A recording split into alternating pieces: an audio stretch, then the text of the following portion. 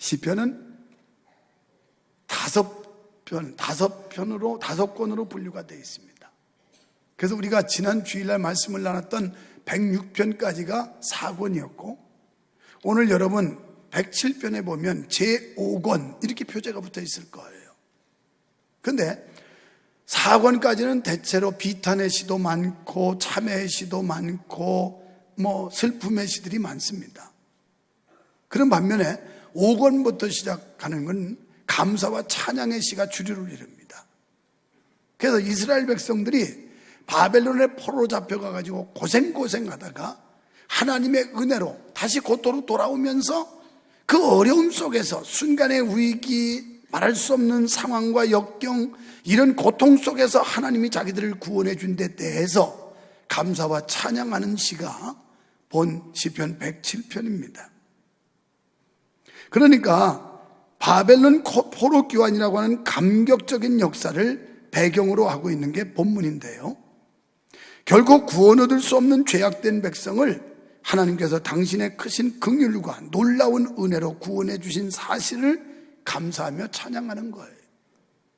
다시 말하면 오늘 우리가 여기 와서 예배하는 건 영원히 멸망받아 마땅한 우리를, 저 지옥의 불 속에 떨어졌던 우리를 건져주시고 하나님이 구원의 은혜를 주셔서 하나님의 자녀되게 하신 이 놀라운 사실이 감사해서 하나님 앞에 감사와 찬양을 드리려고 모인 거고, 지난 한 주간 동안도 수많은 사람들이 위기 속에서 고난을 당하고 위험을 받고 생명을 잃고 이런 우여곡절 속에서도 하나님이 우리를 지켜주신 데 대한 감사와 찬양, 이런 목적을 가지고 이곳에 모여서 우리는 예배하는 줄 믿습니다. 이처럼 찬양은 하나님의 구원의 은총을 받은 자라면 당연히 드려야 하는 거룩한 의무요 특권이라고 할 수 있습니다. 그러면 우리는 본시를 통해서 고난과 불의가 난무하는 세상에 살아가면서 성도가 가져야 할 자세가 무엇인지를 살펴보며 은혜를 받고자 합니다. 그래서 저는 고난을 이기게 하시는 하나님이라고 하는 이런 제목을 붙였는데, 먼저 하나님의 인자하심에 감사해야 됩니다. 이스라엘 백성은 포로 생활 중 수많은 아픔을 겪어야 했어요. 그들이 이렇게 아픔을 겪었던 이유는 무엇이었냐? 이 사람들이 출애굽하며 광야 생활 거치고 약속의 땅에 들어갔습니다. 그런데 하나님의 명령을 거역했어요. 하나님 앞에 은혜를 다 잊어버렸어요. 이러면서 이들은 이방 족속과 타협을 하고 소통을 하고 우상 숭배를 하고 이런 죄 때문에 430년 동안 애굽에 종살이하다가 출애굽을 한 이후에 약속의 땅에 들어왔지만 다시 잡혀가요. 그래서 바벨론이라는 나라로 끌려가게 된 겁니다. 바벨론에 가서 70년을 지낸 뒤에 다시 이제 고토로 귀환을 하면서 이 위험 속에서, 고통과 시련 속에서 구원해 주신 하나님의 은혜를 생각하며 감사하고 찬양하는 내용이 본문입니다. 고토로 돌아온 이스라엘 백성은 고난스러운 자신들의 삶을 뒤돌아보면서 죄악이 얼마나 치명적인 결과를 가져다 주는지를 깨달았습니다. 동시에 역경 중에도 자신들을 끝까지 버리지 아니하시고 돌봐주시는 그 하나님의 선하심과 인자하심을 깨닫고 감사와 찬양을 하게 된 것입니다. 신명기 32장 10절에 보면 여호와께서 그를 황무지에서 짐승에 부르짖는 광야에서 만나주셨고 호위하시며 보호하시며 자기 눈동자같이 지켜주었다. 그렇습니다. 오늘 하나님께서 우리를 자기의 눈동자같이 지켜주셔서 오늘 이 자리에 여러분과 내가 나와서 예배하는 줄 믿으시면 아멘 합시다. 시인은 죄로 인해 곤고의 쇠사슬에 매일 수 있었지만 하나님은 그 고통을 외면치 않으심을 찬양하고 있어요. 사실 인간은 고난을 통과한 후에야 자기 자신의 부족함을 깨닫게 돼요. 그래서 교만했던 사람들이 이 고난의 터널을 한번 통과하면 자기가 얼마나 부족한 존재인가를 아주 뼈저리게 깨달아요. 더욱이 자신을 향한 하나님의 크고 인자하신 사랑을 발견하게 됩니다. 이런 점에서 성도에게 닥치는 고난과 역경은 결코 부정적이고 불필요한 것만이 아니라는 것이죠. 어떻게 보면 이 고난이라고 하는 건 변장된 축복일 수 있습니다. 그래서 고난이라고 하는 이 변장을 통해서 우리에게 찾아오지만 이 고난을 견디고 고난에서 극복하고 이겼을 때 하나님께서는 우리에게 축복을 주시는 겁니다. 왜냐하면 그 고난을 통해서 우리 신앙은 더 아름다워져요. 다듬어지고 성숙한 인격으로 발전하게 돼요. 그래서 하여튼 죽을 병 걸려가지고 사선을 넘은 사람들 보면요, 이분들은 오로지 건강이에요. 건강에 최우선을 둬요. 왜? 자기가 죽을 고비를 한번 넘어보니까. 어떤 친구 목사님이 그냥 목회밖에 모르고 목회 미쳤던 분인데 암병이 2번씩이나 재발하고 걸리더니만 이제는 건강 챙기려고 끊임없이 운동하고 좋다는 거 먹고 그러면서 무리하지 않고 이러면서 나보고도 유 목사님 너무 무리하지 말라고, 건강은 있을 때 지켜야 된다고 그러더라고. 그러면서 건강 챙기래. 맞긴 맞는 말이죠. 있을 때 지켜야지 건강 뺏기고 다시 회복하려면 얼마나 힘든지 몰라요. 그런데 이런 고난을 통과한 뒤에 우리는 겸손하게 돼요. 이런 걸 생각하면 말 안 듣고 뺀질뺀질하는 사람들은 한 방씩 맞으면 괜찮을 것 같은데, 그런데 하나님이 인자하신 분이라서 참고 계신 거예요. 그러면서 하나님이 그래요. 야, 너 좋은 말로 할 때 정신 차려. 여기 많은 분들을 향해서 지금 주님이 그럽니다. 너 좋은 말 할 때 똑바로 해. 너 좋은 말로 할 때 정신 차려. 내가 한번 매들면 너 죽어난다. 죽어난다. 그리고 이런 고난을 통해서 우리에게 더욱 넉넉한 인격으로 성숙하게 만듭니다. 야고보서 1장 2절에 보면 내 형제들아 너희가 여러 가지 시험을 만나거든 온전히 기쁘게 여겨라. 세상에 이런 역설이 어디 있습니까? 지금 여러 가지 시험 만나는데 어떻게 기뻐해요? 근데 성경은 여러 가지 시험을 만나거든 기뻐하래요. 이게 축복의 전조국이라는 거예요. 전주국. 할렐루야. 그 고난 자체는 원하지 않습니다. 고난 자체는 고통입니다. 아픔입니다. 시련입니다. 괴로움입니다. 그런데 성경은 너희가 여러 가지 시험을 만나거든 기쁘게 여겨라 이렇게 말씀을 해요. 그러면서 3절에 그 이유를 설명하죠. 이는 너희 믿음의 시련이 인내를 만들어내는 줄 너희가 알미라. 결국 그 믿음의 시련을 통해서 우리에게 인내를 만들어내고, 그리고 12절에 가보면 시험을 참는 사람이 복이 있다는 거예요. 지금 여러분 여러 가지 환난을 당하셨나요? 참으시기를 축원합니다. 인내하시기를 축원합니다. 그 사람의 복이 온다는 거예요. 왜? 인정하심을 받은 후에 하나님이 테스트를 해요. 우리를 시험해 본다고요. 그 시험은 우리의 수준, 성적, 우리의 믿음 이런 걸 한번 확인해 보기 위해서 우리를 테스팅한다 이 말이에요. 그래서 그 시험에 인정하심을 받은 후에 주께서 자기를 사랑하는 자들에게 약속하신 생명의 면류관을 얻을 것임이니라. 결국 하나님의 축복이 온다는 겁니다. 여러 가지 환난과 시련과 고통과 이런 것들과 맞서 싸우면서 인내로 승리하게 되면 하나님이 축복할 줄로 믿습니다. 두 번째는 어떤 상황에서도 구원하시는 하나님을 믿어야 됩니다. 시인은 하나님을 찬양할 수밖에 없는 이유를 설명하고 있습니다. 4절로 9절에 보면 하나님은 사막과 황량한 곳에서 유리방황하던 자들을 당신의 성으로 모아들이셨다. 그러니까 바벨론에 포로 잡혀갔던 사람들을 다시 고토로 예루살렘으로 모아들이셨다. 돌아오게 하셨다는 겁니다. 그러면서 9절에 보면 사모하는 영혼을 만족케 하시고, 오늘 하나님의 은혜를 사모하여 이곳에 나오신 여러분 만족함을 얻고 돌아가시기를 축원합니다. 그 다음에 줄인 영혼에게 좋은 것으로 채워주신다고 그랬어요. 심령이 가난한 자가 복이 있나니 천국이 저희 것입니다. 우리가 마음에 줄인 영혼, 갈급한 영혼, 이 사람들에게 복이 있는데 하나님께서 좋은 것으로 채워주신대요. 이런 은혜가 있기를 축원합니다. 또 10절로 16절에 보면 어두운 감옥과 같은 속박에서 건져주셨다고 그랬어요. 감금의 의미를 여러 가지로 해석할 수 있겠습니다만 본문에서 시인이 교훈하고자 하는 것은 감금당한 자의 삶은 견딜 수 없는 고통의 의미입니다. 그 고통이 얼마나 큰가에 대해서는 10절에서 잘 표현해주고 있어요. 사람이 흑암과 사망의 그늘에 앉으며 곤고와 쇠사슬에 매임은, 여러분 가만 암흑 속에 한번 있어봐요. 얼마나 두렵고 무섭습니까? 이 암흑이라고 하는 거, 캄캄해. 앞날이 도대체 어떻게 될지 암담한 거예요. 이거만큼 무서운 게 없어요. 그런데 지금 이스라엘 백성들이 이 정도로 감금이 돼 있고 속박이 돼 있고 자유가 없고 묶여있는 이런 고통 속에 있었습니다. 이러한 고통이 오는 이유는 11절에서 보니까 말씀을 거역하고 지존자의 뜻을 멸시했기 때문이다. 우리가 하나님의 말씀을 멸시하면, 지난 주일날 우리가 말씀을 돌이켜보면 어떤 말씀이었느냐, 그들이 하나님의 은혜를 잊어버리고 그리고 하나님의 말씀을 거역했어요. 불순종하고 그리고 이방 족속과 통혼을 하고 이러면서 세상과 짝을 지었을 때 결국 그들에게 심판이 내리더라는 거예요.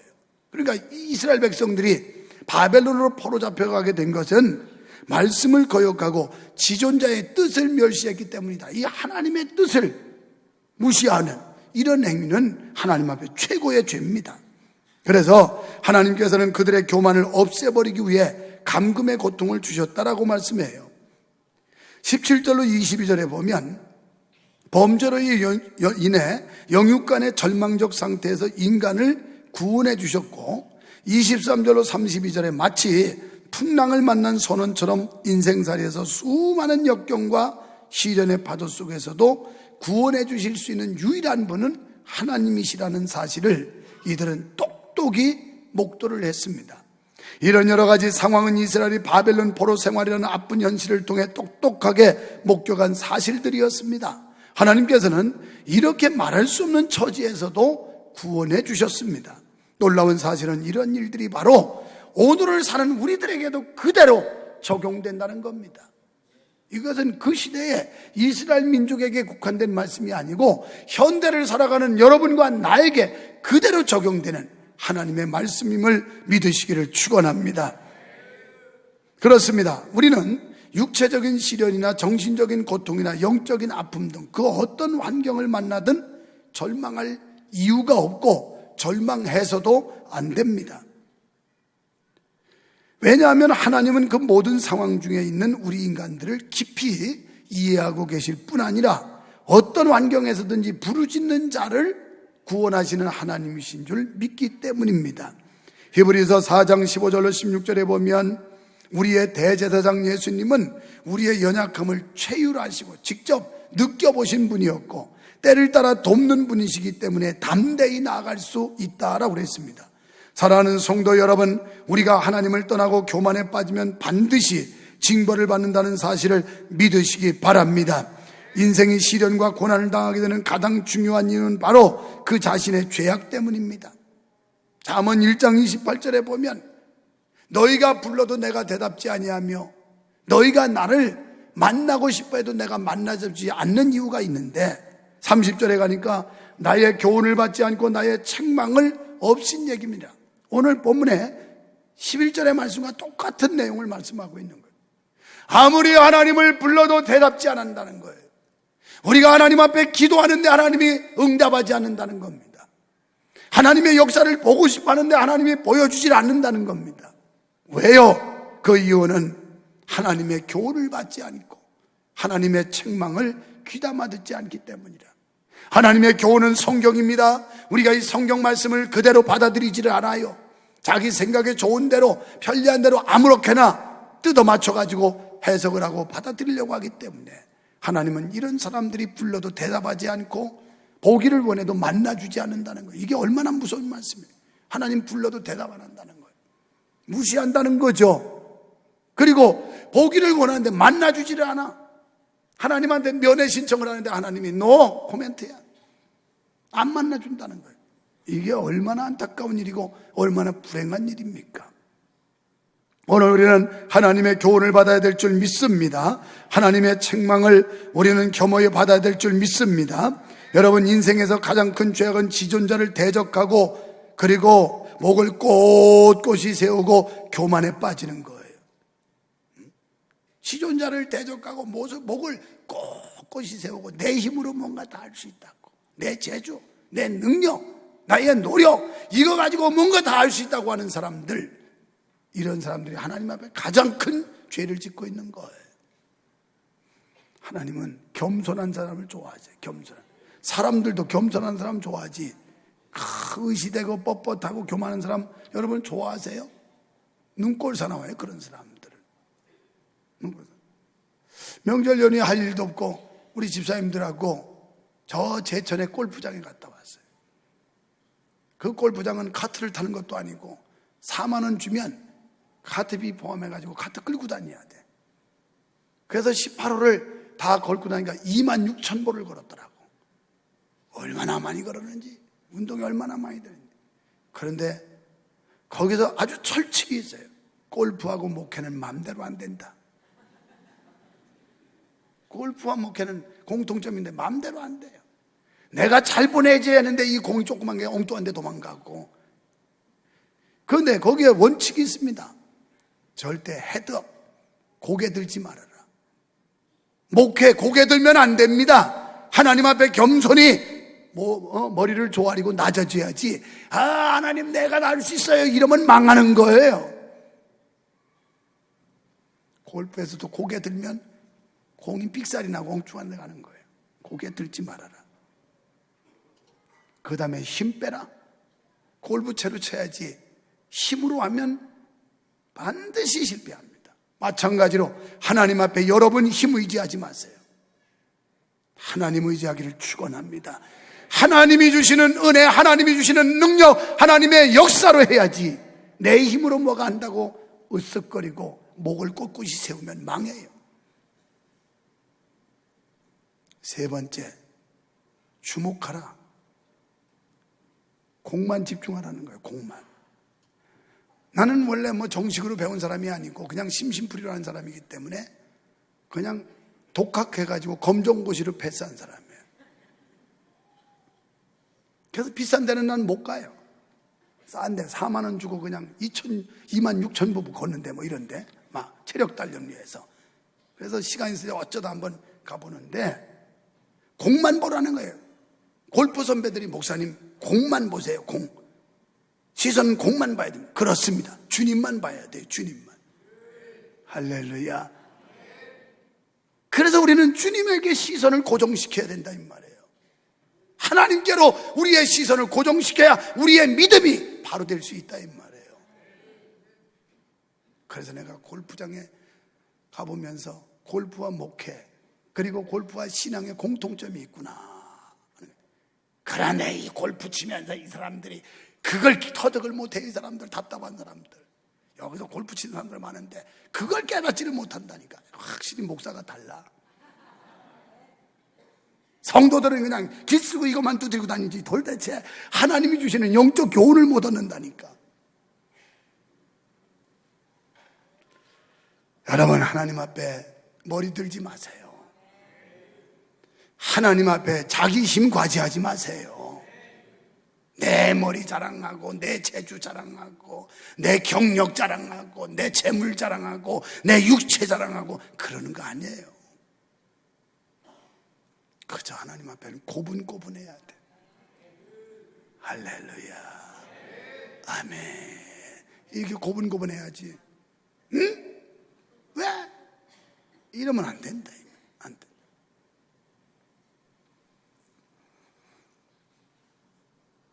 우리가 하나님의 심판을 피하기 위해서는 죄를 짓지 말아야 하고, 혹시 죄를 지었으면 빨리 회개해야 됩니다. 하나님 앞에서 끝까지 자신의 고집을 앞세우면 영영이 멸망하게 되고 맙니다. 하나님께서는 때로 우리의 죄악을 인하여 질병을 주시기도 합니다. 우리의 영혼이 약해지면 육신도 약해집니다. 이런 많은 고통과 고난 속에서 벗어나는 길이 뭘까요? 오늘 본문 19절에 보니까 말씀대로 부르짖는 방법밖에 없어요. 하나님 앞에 부르짖는 거예요. 부르짖죠. 기도해야 된다는 거예요. 할렐루야. 기도해. 오늘 말씀 속에서 부르짖으라는 말씀이 몇 번 나오는데요, 6절에 보면 여호와께 부르짖었더니 그 고통에서 건져주시고, 하나님 앞에 부르짖으시면 고통 가운데서 건져주실 줄 믿습니다. 19절에 여호와께 부르짖음에 그 고통에서 구원하시되, 하나님이 구원해 주신다는 거예요. 20절에 보면 위경에서 건져주신다는 거예요. 하나님 앞에 기도하면 위경 가운데서도 우리를 끄집어내 주신단 말이에요. 암병에서도 건져주시고 뇌졸중에서도 건져주시고 오만 환난에서 하나님이 우리를 자유함 주시고 해방해 주신 하나님을 믿으시면 아멘 합시다. 부르짖어야 돼요. 오늘 사순절 시작된다고 그랬는데 사순절은 뭐냐면 자기 신앙을 겸허히 돌아보고 믿음의 성숙을 위해서 도전하고 그러면서 하나님께 나와서 기도하고 경건 생활을 하고 노력하는 이 기간을 사순절, 부활절 오기 전 40일 기간을 기도 주간으로 갖는 거예요. 이런 때 집에서 주무신다면 이건 말도 안 되고 소가 돼요. 소가 안 돼요. 내일 새벽부터 다 나와야 돼. 새벽 기도를 부르짖으면 건져주시고 부르짖으면 구원해 주시고 하나님 부르짖으면 응답해 주신다는 거예요. 너는 내게 부르짖으라 그리하면 내가 응답하리니 네가 알지 못하는 크고 비밀한 일을 우리에게 알려준다고 예레미야 33장 3절에 말씀하잖아요. 그래서 성도 여러분, 히스기야 왕을 비롯해서 성경에 많은 사람들이 부르짖어서 해답을 얻고 부르짖어서 해결받은 사람들 참 많습니다. 히스기야도 죽을 병 걸려가지고 하나님의 전에 가서 하나님을 향해서 부르짖었더니 15년을 생명을 연장시켜 줬어요. 여리고성 앞에 소경 바디메오라는 사람은 부르짖었더니 예수님 가는 발걸음을 돌아서게 했고 예수님이 그에게 다가오셔서 그를 고쳐주셨어요. 부르짖는 거예요. 여러분 경제적인 환란이 있습니까? 육체적인 환란이 있습니까? 여러분 인생살이에 어떤 환란이 있습니까? 하나님 앞에 부르짖으세요. 하나님이 건져주시고 구원하시고 역사하실 줄 믿습니다. 세 번째는 공의로 다스리시는 하나님이세요. 여러분 인간의 눈에 비춰지는 세상은 악인들이 득세를 하고 불의한 자가 잘 사는 것처럼 보입니다. 따라서 경건하게 살면 손해보는 것처럼 느껴져요. 그래서 디모데후서 3장 12절에 보면 무릇 그리스도 예수 안에서 경건하게 살고자 하는 자는 핍박을 받으리라. 그냥 대충 살면 편한데 경건하게 말씀 중심으로 신앙 중심으로 살려고 하면 할수록 대적들이 막 강성을 하고 날뛰고 우리를 무너뜨리려고 하고 주저앉히려고 하고 막 역사를 한다 이 말이에요. 마귀도요 우리가 열심히 기도하고 믿음으로 살려고 그래야 건드리지 그렇지 않은 사람 건드리지도 않아. 저건 내비둬도 지고 갈 거야. 저까지 건 포기해버려. 내비둬 제껴버린다니까. 제끼고 마귀가 제끼는 사람, 마귀가 무서워서 피해야 되는 사람이 돼야지 마귀가 제껴. 저건 별거 아니야. 저건 별 볼 일 없는 인간이야. 저건 신자도 아니야. 저건 내비둬도 돼. 이거 불행한 거죠. 마귀가 긴장을 해가지고 여러분을 볼 때 막 바짝 긴장을 해서 벌벌 떨고 이러는 사람이 제대로 된 믿음이지 마귀 아이고 저거 하찮은 거 저까지 별 보리는 아이고 제껴버려 얼마나 불행한 건데. 아이고 목사님 나는 대충 살아도 편안하기만 한데요. 아이고 목사님 나는 대충 살아도 잘만 되는데요. 왜 그렇게 우리를 들볶아요? 마귀도 제껴버렸다니까. 마귀가 건드릴 가치도 없는 거야. 그거 별 볼 일 없는 존재이기 때문에. 알겠어? 그러니까 제껴. 기도 안 해도 제껴버리고 봉사 안 해도 제껴버리고 말씀을 안 봐도 제껴버리고 저건 별 볼 능력도 없는 거 저까지 거 뭐야. 무시해버리는 거예요. 여러분 세상에 하나님의 백성이 하나님의 권세를 가진 사람들이 마귀가 우습게 보고 우리를 제껴버린다면 말이 되겠어요? 여러분 우리는 불의하고 죄악된 세상이 결코 영원하지 못하다는 사실을 알아야 됩니다. 이 세상의 주인은 타락한 인간이 아니라 창조주 하나님이심을 믿으시기 바랍니다. 그러므로 세상을 만드신 하나님은 이 세상의 불의를 마냥 간과하시지 않을 겁니다. 33절로 43절까지 보면 하나님의 심판에 대한 말씀을 하고 있습니다. 하나님이 심판하면 토지를 건조하게 하시며 소산이 없게 하실 것이며 앞지 않은 자를 낮추실 것이며 이렇게 나와요. 하나님의 심판이 토지를 건조하게 만들어 비가 오지 않게 하고 바싹 말라서 소산이 없어. 소산이 사업을 하는데 소득이 없어. 직장 다니는데 소산이 없어. 공부해도 뭔가 소득이 없어. 대신 선한 사람들에게는 박토도 옥토로 만들어준다는 거예요. 오늘 말씀에 보면 그 척박한 땅도 하나님께서 옥토로 만들어 주신다는 거예요. 어떤 사람? 경건한 사람들, 선한 사람들.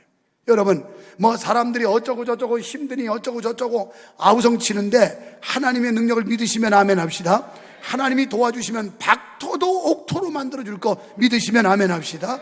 여러분, 이 어려운 경제 환경 속에서도 하나님이 그 박토를 옥토로 만든다고 하셨으니까 내 사업과 내 직장과 내 가정을, 우리의 교회를 이렇게 만드실 줄 믿으시면 아멘 합시다. 하나님이 역사하시면 박토를 옥토로 바꿔줄 줄 믿습니다.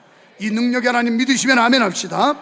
이와 같은 하나님의 공의의 심판을 믿는다면 우리는 실망할 이유가 없어요.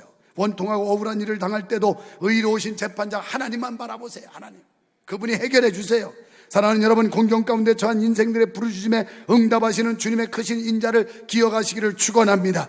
우리가 아무리 절박한 상황이 있을지라도 주를 의지하기만 하면 형통하게 될 줄 믿습니다. 주님, 우리의 모든 문제 해결사가 되시기 때문인 줄 믿습니다. 주님의 의뢰하는 자마다 실족하지 않고 곤경을 극복하게 될 줄 믿으시면 아멘 합시다. 헛된 세상이나 육체를 의지하지 말고 오직 주님만 의지합시다. 그리하면 우리의 모든 삶이 형통하고 평탄하게 될 줄 믿습니다.